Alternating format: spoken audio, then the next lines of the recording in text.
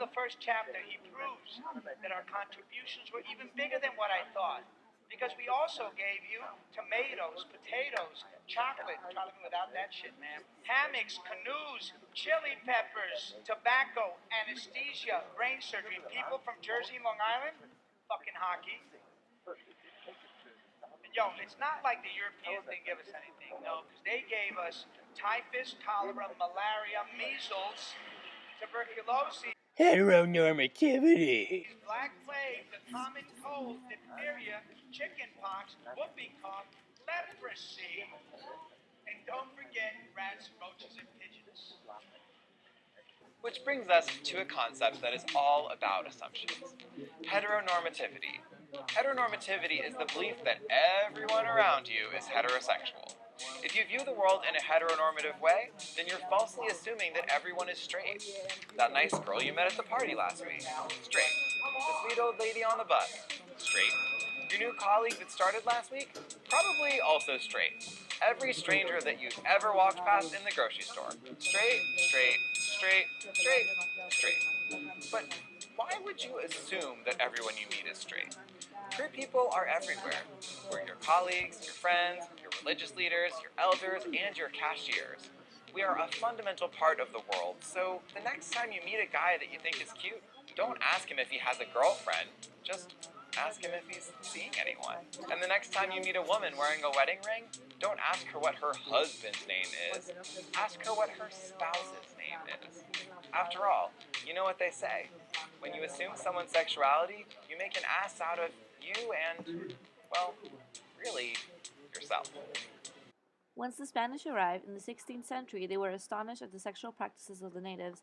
Viceroy Francisco de Toledo and the priest were aghast to discover that homosexuality was accepted and that the indigenous population also did not prohibit premarital sex or hold female chastity to be of any particular importance.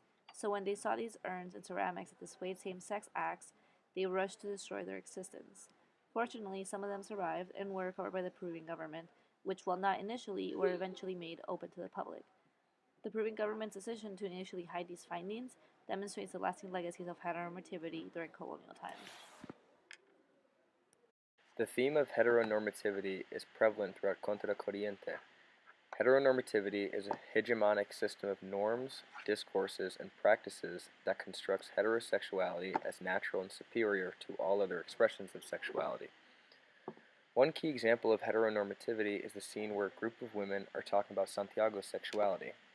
In this scene, they are all sitting down and gossiping about his sexuality. This resonates with the construction of heteronormativity because they are talking about homosexuality as if it were something that taboo, that needed to be gossiped about.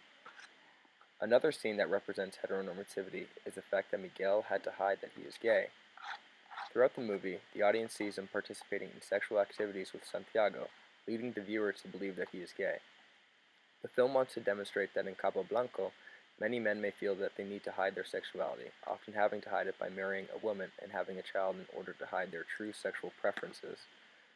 The final scene from this movie that is prevalent in regards to showing heteronormativity is the hiding of one's true sexuality in order to maintain a cloak of heteronormativity. The film is circulated around the fact that Miguel had to hide his sexuality. In the beginning, he had to hide it from his cousin to maintain his masculine look. He had to hide it from his wife so that he could continue to raise his heteronormative family, and he had to hide it from his community so that they would not judge him. Those are the main themes of heteronormativity in Contra Corriente. In this scene, there are women gathered around eating lunch, gossiping about Santiago's and his sexuality. This idea of toxic masculinity being perpetuated by women relates back to other works we have viewed, most notably The Mother from Pelo Malo. In Pelo Malo, the mother comes to resent Junior, partly because he has darker skin, but also because she believes he is gay. This final scene shows Santiago and Miguel getting into a fight after having sex. Although Miguel is engaging in homosexual acts, he still believes that he is not gay. He tries to defend himself by stating that he has a wife and a child on the way, before Santiago rolls his eyes in disbelief. The reaction from Miguel shows that he is a product of his own heteronormative society because although he is sleeping with a man, he still believes that being gay is wrong.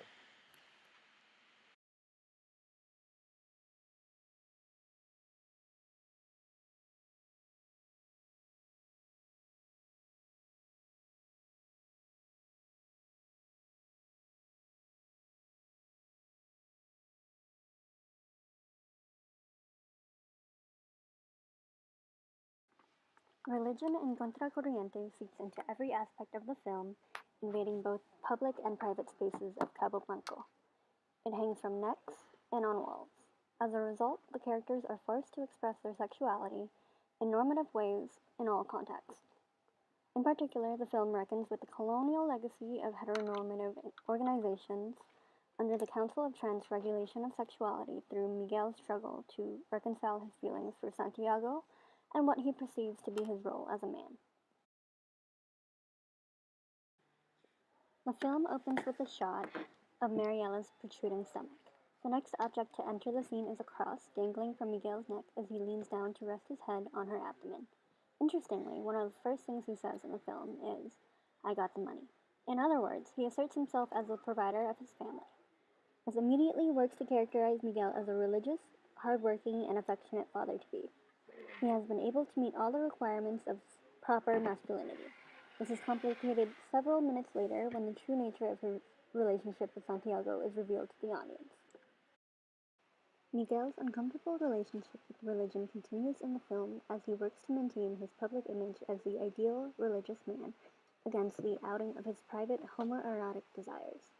It is not until the end of the film that he is able to reconcile the two, albeit at a great loss.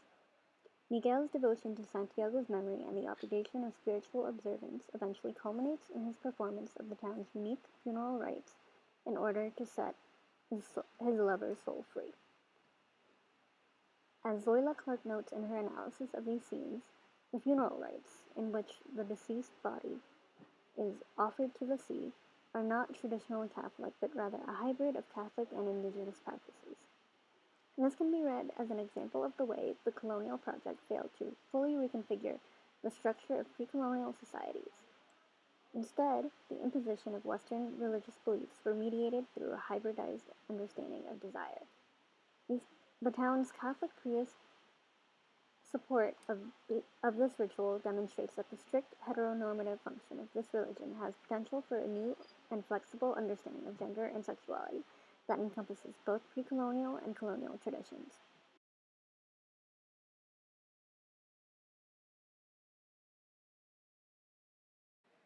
Besides religion, colonialism also imposed a violent repression of sexuality and instituted nation-states that operate on heteronormative standards of cultural reproduction. In this manner, the systemic oppression of same-sex desires stored in colonialism through institutions such as religion that enabled the institutionalization of heteronormativity and thereby attempted to erase the existence and beings of those who did not conform. In this manner, the specter is needed to make visible the histories of social damage. Santiago's ghost represents this in Contracorriente.